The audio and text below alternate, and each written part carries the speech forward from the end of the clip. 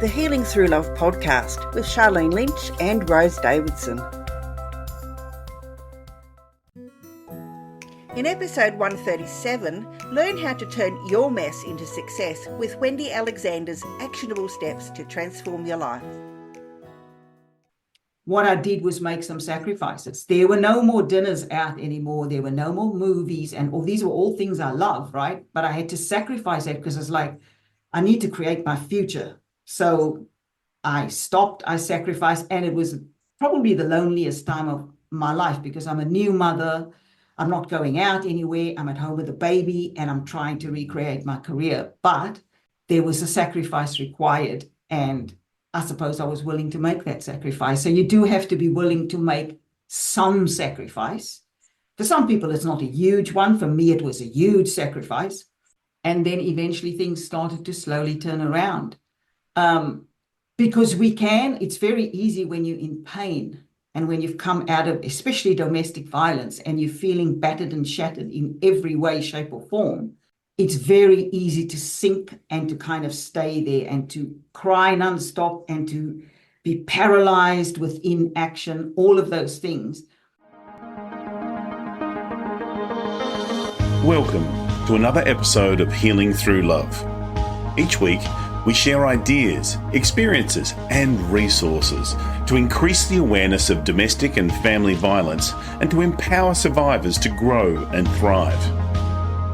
We talk with experts who share their advice, or with people who have experienced abuse, no matter where they are on their journey. This is all about healing through love. And now, here are your hosts, Sharlene Lynch and Rose Davidson.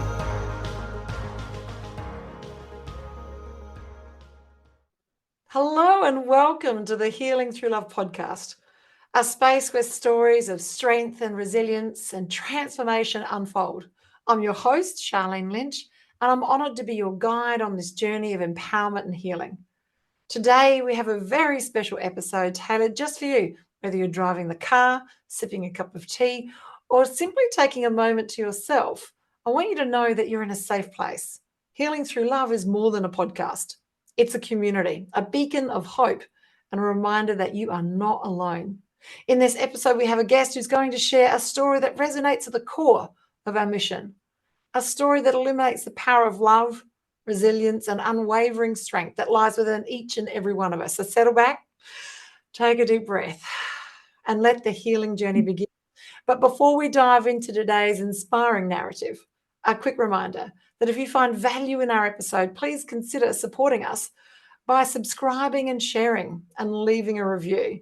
Your engagement helps us reach the hearts and spread the message of healing at the speed of love. Today, we've got a very special guest with us, and her name is Wendy. She is an interview and career coach, which is absolutely fascinating. We're going to ask her lots of questions, who helps people look at hiring managers and that can't be ignored.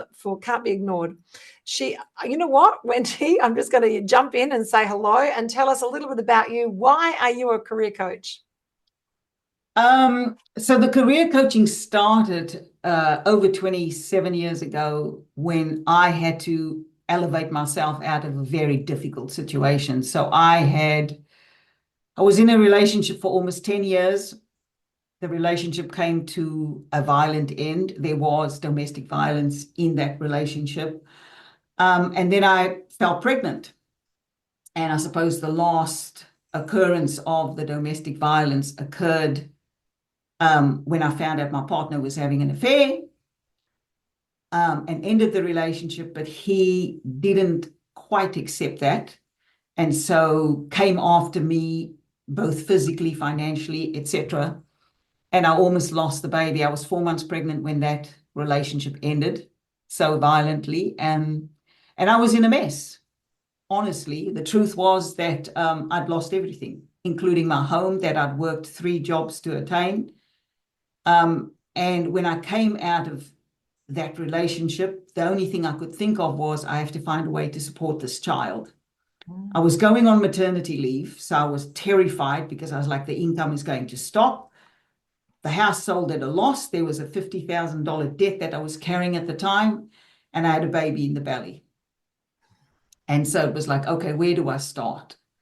And in my mind, it was, I need to in order to pay this debt down, in order to support my daughter and start all over again, I have to get a job that's going to pay me at least $20,000 more than I'm currently earning. And so a couple of things. I had my parents in my life supporting me. I actually moved in with my parents prior to delivering my daughter. So that was the first dose of love, getting me through that very difficult time. I also had a love of words. I'd written stories and poetry and all these things all my life. And I was journaling, and I had this ability with words. And so I started playing around with my resume, because I was thinking, like, how do I write a resume that's going to get someone to pay attention to me, give me an opportunity, and let me jump this income that I needed to do? And so I started playing around with the words, with the resume, but then I also started to reach out to recruiters and hiring people and started picking their brains. And that's, I suppose, where I encountered another dose of love, because those people helped me. Now, I wasn't expecting people, and one or two people were coaches, and they said to me, look, this is what I charge. At the time, I couldn't afford it because I had so much debt hanging over my head. So what I did was, I was like, okay, I'm going to save until I can pay this person to coach me through this process. But there were many people who simply gave me the advice. They met me for lunch, or they met me for coffee, and they told me different strategies that I could apply. So between the support and love of my parents helping me out with my daughter, me writing my resume a gazillion times over, these recruiters and hiring people giving me knowledge and strategies, I ended up just testing my resume and my LinkedIn and things in the market, and eventually landed an interview, which I didn't get that job, but landed very soon after that, landed another interview. And what I had done was, I went back to that first interview and said, can you give me feedback on where I went wrong? So, and they did. They actually did give me feedback and said, this is where you could improve, and so on and so on. So when I went up for the next interview, I ended up landing that job. That job jumped my income by 50,000, which shocked me. And that was really where it started for me, because I gained the success that I had been striving for with all these strategies. The people around me, friends, colleagues, family members, saw that I jumped very quickly from rock bottom, catapulting my career myself. And so they came for help. And I started to just help people. And at first, it wasn't a business. I was just helping people, teaching them what I had done. They started getting success. And then I was like, oh, there's something here. There's a business here. But I was also launched into corporate. And so the business was very much a part-time business for about 20 years. And then in the last 4 years, 5 years, I've gone full-time in my business. As I reached midlife and menopause and that challenge, I made the shift and decided I wanted to be a full-time career coach. So that's what I do now. Oh, I love it. I love it. Now, what part of the world are you in, Wendy? I'm in Melbourne, Australia. Oh, so we're sort of neighbours. We're Yes. Yeah. I love it. So what would be your key pieces of information or your key guidance? What's your 3 most important things that someone who's coming out of a situation and needs to start afresh with a career, what would be your 3 most important pieces of information to share with them? Well, look, I think often when you're coming out of a difficult situation, one of the first things that I did, aside from those strategies that I did, was, identifying I needed more money, was I went and got counseling. That was the first thing I did, because I was battered physically, emotionally, financially. And I do call that time of my life the mess, the rock bottom mess. And what I knew was that I didn't want to be defined by that. I didn't want to be a victim of that. And also I learned very early in the pregnancy, or sort of at the 4.5 month mark, because I almost lost the baby, They did the ultrasound, whatever. And intuitively, I had this feeling it was going to be a girl. And then when I went for the ultrasound, the lady said to me, "Oh, I can see the sex. Do you want to know?" And I said, "It's a girl, isn't it?" And she said, "Yes." And so once I had that confirmed, I knew without even knowing why I knew that I needed to be a good example for this daughter. I didn't want to be a victim. I didn't want to raise my daughter as a victim.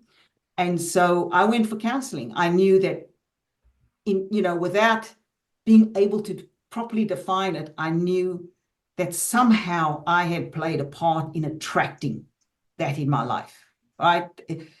It's easy to blame, and I was at the time putting a lot of blame on him, but there was a part of me that it attracted. And there was also that part of me that had not set that boundary. I put up with it for all those years. We were together for almost 10 years, and there was probably 5 great years, and then the last 5 years were difficult. And it was on and off for that kind of relationship. And so in the end, I was like, I can't keep blaming him. I have to heal. How am I going to heal? So counseling, that was the first thing. Go and seek the emotional, spiritual help that you think you need to get through a difficult time. The other thing I would say to people is you need to figure out finances, because it's very difficult to make any significant moves if you're drowning in financial problems. So somehow you've got to find a way to figure that out. I went and got help from my parents. I asked them for support. I said, I need help with the babysitting. I need to go and recreate my career. I have to start all over. I've got this debt that I've got to pay off. So be willing to ask for help where you can. And you'll be surprised at how many people, when you ask for help with authenticity and vulnerability, people step up. People stepped up for me. There's a lot of stuff in the world and they go, people will never help you. People help me. Even those recruiters and those hiring people, they didn't know me, but they had the coffee with me.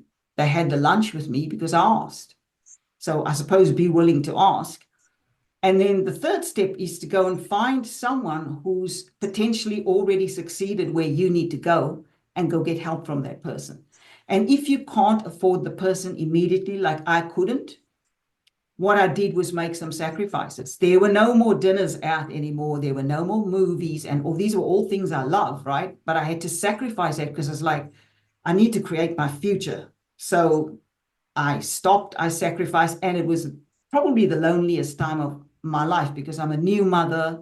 I'm not going out anywhere. I'm at home with a baby and I'm trying to recreate my career. But there was a sacrifice required, and I suppose I was willing to make that sacrifice. So you do have to be willing to make some sacrifice. For some people, it's not a huge one. For me, it was a huge sacrifice. And then eventually things started to slowly turn around. Because it's very easy when you're in pain and when you've come out of, especially domestic violence, and you're feeling battered and shattered in every way, shape, or form.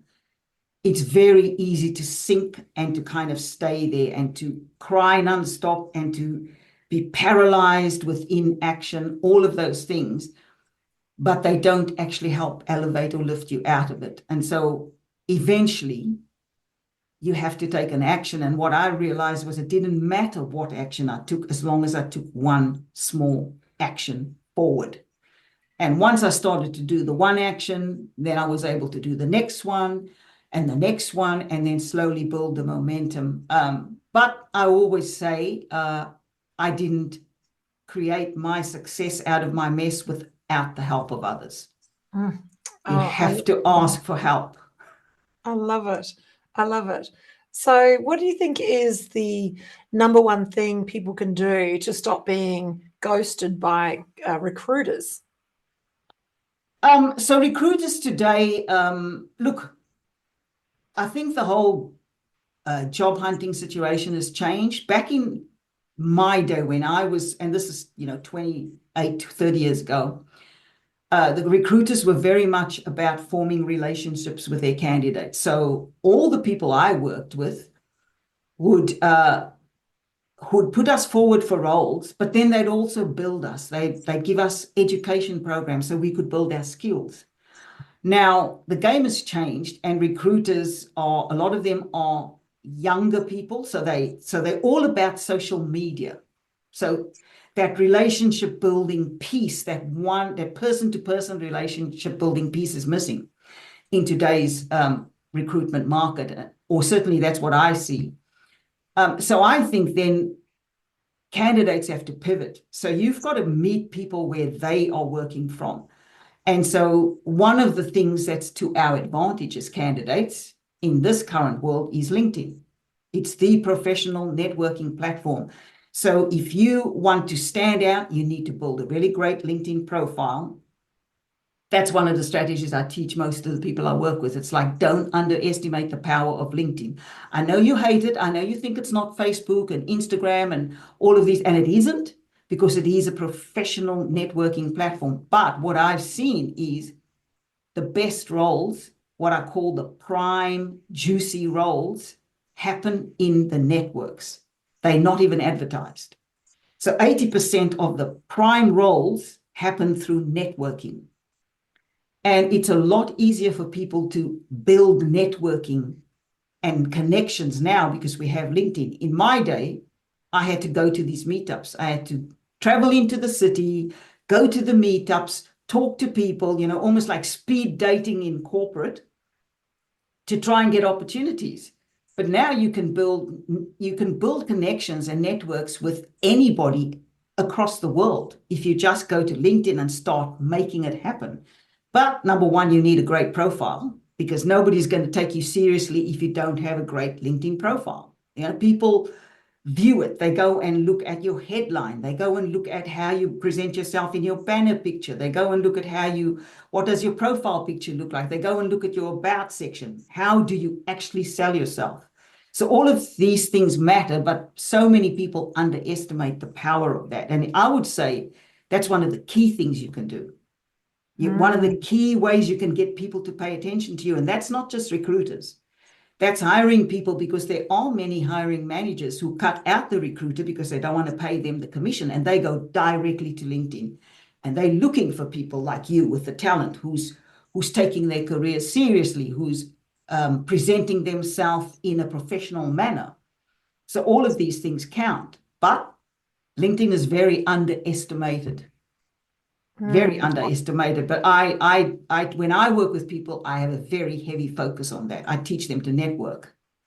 Excellent. I love it. I love it. Okay. So what do you think is, so once they've got the job interview, then they've obviously got the interview. Like, what do you think is the main thing that people can bring to the table to help them with that anxiety in and around the job interview itself?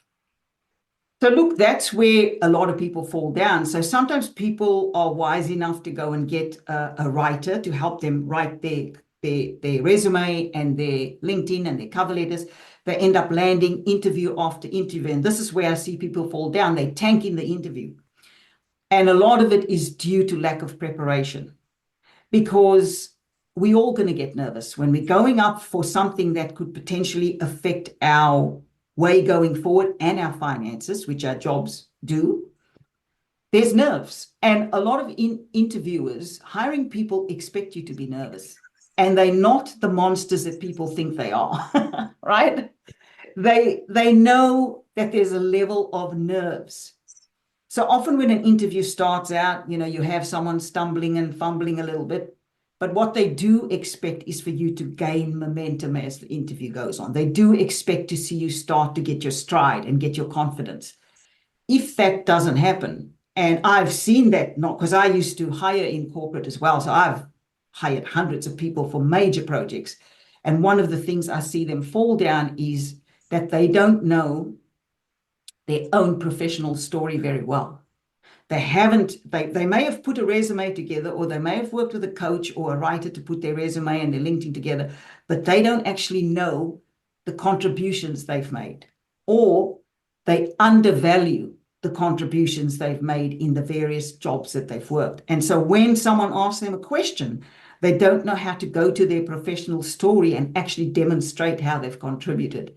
And of course, that's where people fall down, because if you don't sell yourself in a sharp and succinct way to someone who's listening to your story, you're not going to leave them with a level of confidence that you can actually deliver for their company or for their program or projects, right? So you have to be able, and I've seen that only occur where people really know their resume. So I always tell people, know your resume inside and out, have your examples of what you're going to use for various questions. And sometimes you can maybe have 6 to 8 very strong examples and reuse them over and over in different ways in the different questions. You don't need to have a long list of examples of your great achievements or your great wins.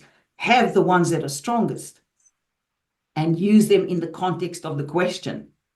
The other thing I've seen when people get very nervous in an interview is they don't listen. So they often don't wait until the interviewer has completed the entire question. They listen and they hear the first part of the question, they start answering, and the second part of the question is not finished. And then they rabbit on and they've answered this first section, but the second section is missed. So now you haven't actually given the interviewer what they're looking for. No. That's not going to help, right? But the biggest thing is practice. It is like any other skill. Practice, practice, practice. And if you're going to invest any money, because people can go and do their resumes themselves. If you can write half decently and you look at a few templates and you study a few tips, and I have many tips and tricks on my LinkedIn, you can go and look at the free videos that I do there. If you know how to write your resume in LinkedIn, fine. But if you don't know how to interview confidently, that's where you want to invest your money, with a coach, and go and practice with a coach, not with a friend, not with mom and dad, because they're not going to give you the feedback that you need. I love it. Right? You need good feedback so that you get better and better. Okay, 2 more questions. Number 1, how do you help someone stand out in a crowd? This is a very noisy marketplace. There's lots of people standing in lines. What's the number 1 piece of advice you can give our listeners today of how they can stand out in the crowd? So obviously, jobs at the moment, we have got tight job markets. So sometimes recruiters and hiring people are seeing 100 applicants for one job. So clearly that is a crowd, right? But what I've seen is people have very run-of-the-mill standard resumes, and most people's resumes, and I would say 90% of resumes, are very responsibilities and task focused. That does not make you stand out. Where you stand out is if you pivot and you become achievements focused, because this is what an interviewer or a company is looking for. Tell me what you've achieved in other roles so I can clearly see how you can do that for my company. But so many people write their resumes and it's all about, I did this, I did that, my responsibilities were this, my tasks were that, no achievements, right? And so if you want to stand out, you need to pivot the resume. And it needs to become very achievements focused, because it is through your achievements that you demonstrate the value you can bring, right? You've already done this in this company, or 2 companies ago, or 3 companies ago. You've got these clear, and if you can add some metrics to it, like if you can quantify the achievement with some numbers, it makes it even stronger. Oh, I love it. I love it. Okay. And then the next question is about ChatGPT. So with ChatGPT being everything that it is, if you ask the right questions and give it the right information, it can come up with, pretty good CV and a pretty good covering letter as well. Where do you think ChatGPT sits in all of this, applying for jobs? Look, I think it's a great tool. I use ChatGPT myself for writing things, because I do copywriting as well. So it generates great ideas. However, you need to communicate in your tone. And so don't just take a ChatGPT resume or cover letter and send it off to someone. Because the moment you turn up for the interview, they're going to see the difference in the tone and in the way you communicate. So you always need to adapt it to how you communicate. Always be authentic. So if you get great ideas from ChatGPT, I'm all for it. But I never do any piece of writing, even the AI, and I've done studies in generative AI. I love it, right? But I speak a certain way, I communicate a certain way. So everything that I do, if I get it out of ChatGPT, ideas or whatever, I schmooze it. I turned it into Wendy's tone. You can't send something off, because I've seen clients have come back to me and said, oh, I sent this resume off and they told me in an interview it read like an AI resume. I looked at it, I go, yes, it does. And I know within 5 minutes, because I'm talking to you now on Zoom, and I can hear that you don't communicate like that. Yeah, I love it. I love it. So the disparity is quite big. And that's why AI is never going to replace humans. We need to still communicate authentically as us. Absolutely. But it's a brilliant tool if you want ideas, and if you want Yes. something to generate it quickly for you and give you a framework, it's brilliant. I do. I love it. I love it. And I help it understand my voice by giving it things I've written, by saying, this is my voice. Yes. And then I find that helps me get more in my language. I love it. I love it. I love it. Wow, this has been a fantastic interview. We've learned lots about, well, thank you, Wendy, for so openly sharing your story as to why you're so passionate about making a difference in people as a career coach, and these fabulous insights to help us move forward. Just in closing, what would be your final words of wisdom to our listeners today? So my final words of wisdom is to anyone who's gone through a difficult time. There's always hope, but you need to take action towards the hope story that you want to create. Like, so many people become stuck in something, and I want to encourage people to understand that there are people out there that are going to help you, and that you are responsible for the way forward. You have to become, I suppose, the master of your own ship. And never underestimate the value of your own story. Because I have seen people turn their lives around, and I've seen people succeed in careers just from sharing their authentic stories. So don't underestimate the value of that. Oh, I love it. I love it. I love it. Thank you so much for gracing us with your presence today, Wendy, and educating us in all things, how to get a job and how to upskill. Like, you might have a job right now, but you want to go to the next level. And this is how you need to turn up so that you stand out from the crowd and that they take you seriously. And it doesn't sound like it's written by ChatGPT, and that you're sharing your beautiful stories and coming along really confidently when you're speaking at an interview. I love it. Thank you so much, Wendy. I hope that you come back with us next year. Oh, and we absolutely. can dive into some more topics, because you are a plethora of information. We've only just scratched the surface of Wendy today. There is so much more to know. Now, the information to connect with Wendy is going to be in the show notes and in the show description. So dive in. She's got some fabulous free resources, not just on her LinkedIn, but also on her landing page. And those links will be in the show notes. It's a goodbye from me and a goodbye from Wendy. Bye-bye. Thank you for joining us for this episode of Healing Through Love. You can get further resources, see the show notes, or simply reach out to us via our website at htlaustralia.org. Thanks so much for joining us, and we look forward to your company next time on the Healing Through Love podcast.